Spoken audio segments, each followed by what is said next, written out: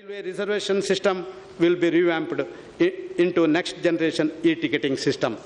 Ticket booking through mobile phones and through post offices will be popularized. We will improve the system capabilities in e-ticketing to support 7,200 tickets per minute as against 2,000 tickets per minute and allow 1,20,000 simultaneous users at any point in time. Facility of coin-operated automatic ticket vending machines will be experimented. Efforts will also be made to provide facility of buying platform tickets and unreserved tickets over internet. Parking cum platform combo ticket will be launched to facilitate the passengers and to save their time. For lacked rational approach, passenger fares were kept lower than costs, thus causing loss in the passenger train operations. This loss kept on increasing from 10 paisa per passenger per kilometer in 2000-2001 to 23 paisa in 2012-13. On the other hand, freight rates were revised periodically and kept high in order to compensate the losses sustained in the passenger sector, resulting in freight traffic getting diverted consistently. Also, the share of railways in freight traffic came down consistently in last 30 years. Madam Speaker, it is important to note the decline in the share of total freight tariff is revenue forgone. This has been a major issue of concern for a long. In order to improve the quality and hygiene of on-board catering services and to provide variety, I propose to introduce pre-cooked, ready-to-eat meals of reputed brands in phased manner. Further, I sincerely desire to bring perceptible improvements in the catering services by introducing quality assurance mechanism through third-party audit by NABCB certified agencies. In addition to the third-party audit, a system of collecting feedback through IVRS mechanism from the traveling passengers on the quality of food served will be launched shortly. If the service is not to the standard set, especially in hygiene and the taste, severe action will be initiated against the vendors, including cancellation of the contract. Indian Railways also proposed to set up food courts at major stations to provide the option of ordering regional cuisine while on board through emails, SMS, and smartphones, etc. A pilot project will be started shortly between New Delhi Amritsar and New Delhi Jammu Tawi sections. At stations, 17,000 RPF constables have been recruited and shall be shortly available for deployment. We also propose to recruit 4,000 women RPF constables. In order to ensure security of ladies traveling alone, special instructions are being issued for their safety in each class of travel. With the introduction of women RPF constables, coaches meant for ladies will be escorted. RPF escorting teams in trains will be provided mobile phones so that passengers can contact them when in distress. To provide foot overbridges, escalators, and lift at all major stations through PPP route. Indian Railways would make earnest attempt this year to provide sufficient water supply, platform shelters, and toilets at all the railway stations. Indian Railways propose to extend service of battery-operated cars to facilitate differently abled and senior citizens to reach any platform comfortably at all major stations.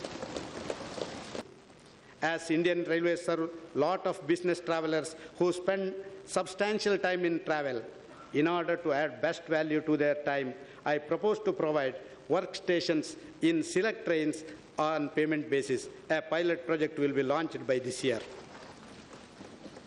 Online booking facilities of railway retiring room will be extended to all stations during the course of the year.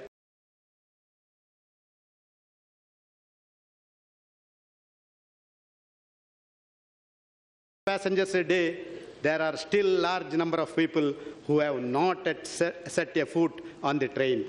We carry over 1 billion tons of freight a year, connecting ports and mines to industrial clusters, but still there are vast tracts of hinterland waiting for rail connectivity. Though freight business has grown steadily over the years, the Indian railways carry only 31% of the total freight carried in the country by all modes. These are the challenges we have to face. Every citizen that India runs a bullet train as early as possible. Madam Speaker, Indian Railway is on its way to fulfill that long cherished dream. I propose bullet trains by starting off with an early identified Mumbai-Ahmedabad sector where a number of studies have been done. We are embarking on an ambitious plan to have a diamond quadrilateral network of high-speed rail connecting major metros, growth centers of the country. A provision of rupees 100 crore has been made in this budget. 400 freight trains carrying about 3 million tons of freight every day. Madam Speaker, having achieved this distinction of entering the select club of railways of China, Russia, and USA in carrying more than 1 billion tons of freight, I now target to become the largest freight carrier in the world. An organization of this magnitude, vested with various responsibilities, is expected to earn like a commercial enterprises but serve like a welfare organization. These two objectives are like two rails of a railway track which though travel together but never meet. So far, Indian Railways have managed to do a tightrope walking by balancing these twin conflicting objectives.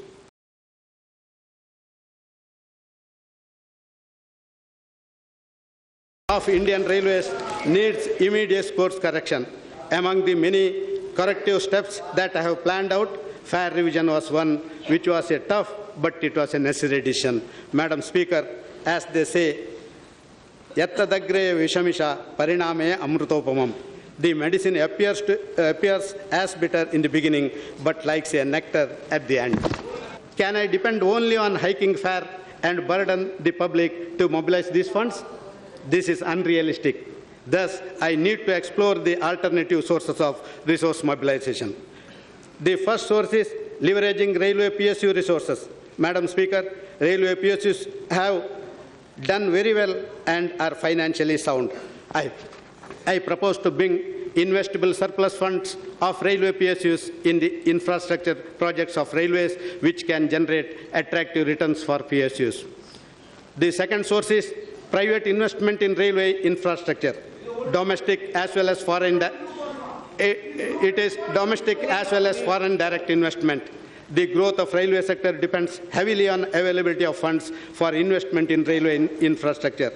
Internal revenue resources and government funding are insufficient to meet the requirement. Hence, Ministry of Railways is seeking the cabinet approval to allow FDI in railway sector, except railway operations.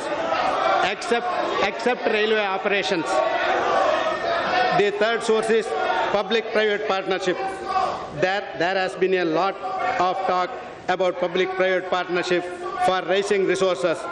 Railways, being a capital incentive sector, have not been successful so far in raising substantial resource through PPP route. Madam Speaker, it is my endeavour to pursue this in right earnestness. It is our target that bulk of our future projects will be financed through PPP mode, including the high-speed rail, which requires huge investments.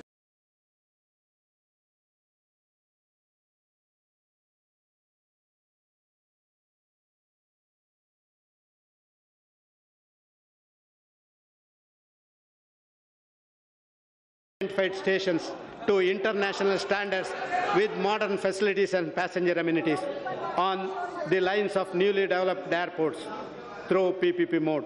Initially, Indian Railways will take up at least 10 major stations of metro cities and import junctions with state-of-the-art facilities, leveraging land and airspace in and around the stations.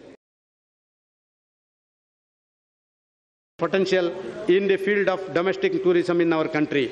We plan to take up ecotourism and education tourism in northeastern states. Special pilgrimage centers like Devi Circuit, Jyotirling Circuit, Jain Circuit, Christian Circuit, Sufi Circuit, Sikh Circuit, Buddhist Circuit, and famous temple circuit have been identified. I propose to introduce specially packaged trains for these circuits. Private participation in this area will also be encouraged. One tourist train will run from Gadag, Pandrapur via Bagalkot, Bijapur and Solapur, covering the pilgrim, and another such train will start from Rameshwaram, covering pilgrim and tourist places like Bengaluru, Chennai, Ayodhya, Varanasi and Haridwar. I also plan to run a special train featuring life and work of Swami Vivekananda to inculcate good moral values, propagate the teachings of Swami Vivekananda. Would not have been an issue. However, in the name of social viability, the chosen projects were populist in nature, bringing hardly any revenue to the railways. On the whole, neither the projects brought returns to the railways nor social responsibility was met in full for many years. This mismanagement and apathy brought railways into a situation of severe funds crunch for many years, which is a result of the decade of golden dilemma, the dilemma of choosing between commercial viability and social viability. Madam Speaker, I am sure my esteemed predecessors were aware of this precarious situation, but they, however, fell prey of nasha of claps on the House when they announced these projects. Madam Speaker, I also can get claps from this august House by announcing many new projects, but that would be rendering injustice to the struggling organization. I would like to take steps throughout the year by setting the things in order.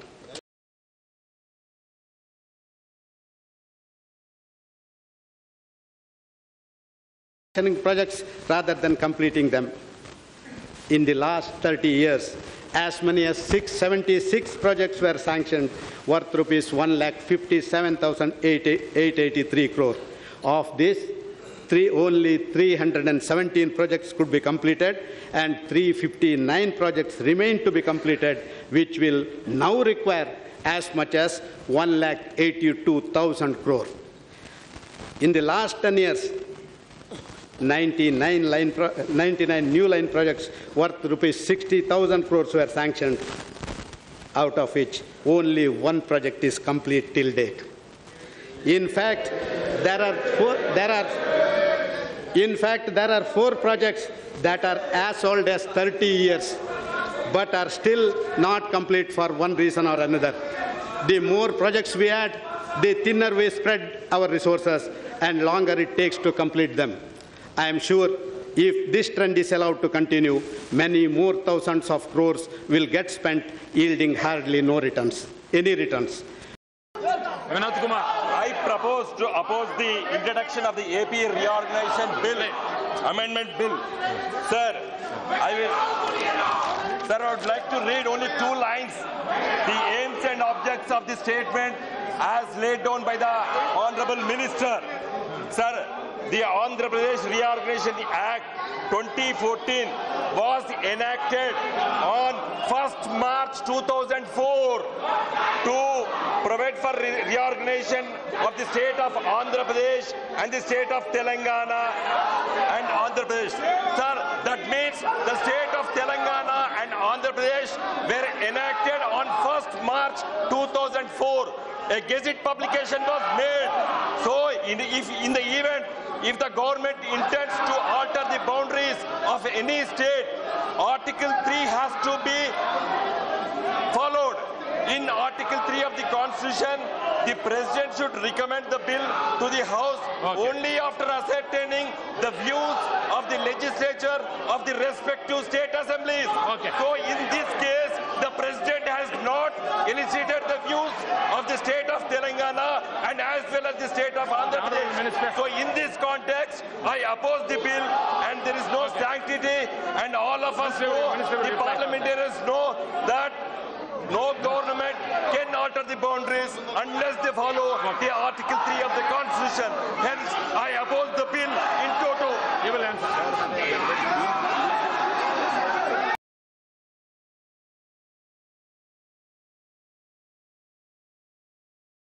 of rupees 500 per capita is contributed towards staff benefit fund. I propose to increase this amount to rupees 800 per capita. I propose to announce a special scheme for the meritorious wards of railway persons for their outstanding performance in academics and sports. The hospital management information system will be used to integrate all health units, divisional hospitals and central hospitals, as also our empaneled hospitals. In the meantime, staff at the ground level will be sent for short duration courses of technical and non-technical nature involving locally available technical institutions. The exposure for specialized areas like high-speed, heavy haul operations, etc. will be undertaken for all levels of staff and officers at appropriate institutions in India and abroad. For a computer-assisted enterprise resource planning solution so that synergy is brought in. To begin with, following initiatives will be taken up. Moving towards paperless Office of Indian Railways within 5 years. Next generation ticket reservation system. Wi-Fi services in all A1 and A category stations and select trains. Real-time tracking of trains and rolling stock. Mobile-based wake-up call system for passengers. Mobile-based destination arrival alert. Station navigation information system. Extension of dual display fare repeaters at all ticket counters through PPP. Digital reservation charts at stations. Extension of computerized parcel management system, providing education to children of railway staff at remote locations through Railtail OFC network. Indian Railways hold vast land assets, the records of which need to be digitized and GSI mapped for better management and usage. This would help railways in protecting the lands as well as leveraging it for raising resources. The resource mobilizing using land assets will be explored through private participation in setting up railway-related business on railway lands as well as for commercial development. Madam Speaker, in an effort to keep pace with development of modern world, railways have to adopt and reinvent itself constantly. Challenges of tomorrow cannot be met by the tools of yesterday. In this direction, I propose to set up an Innovations Incubation Center. This center will harness the ideas generated from the staff of Indian Railways and convert them into practical solutions to increase efficiency of the system. Such innovations, which result in cost saving as well as revenue generation, will be suitably rewarded.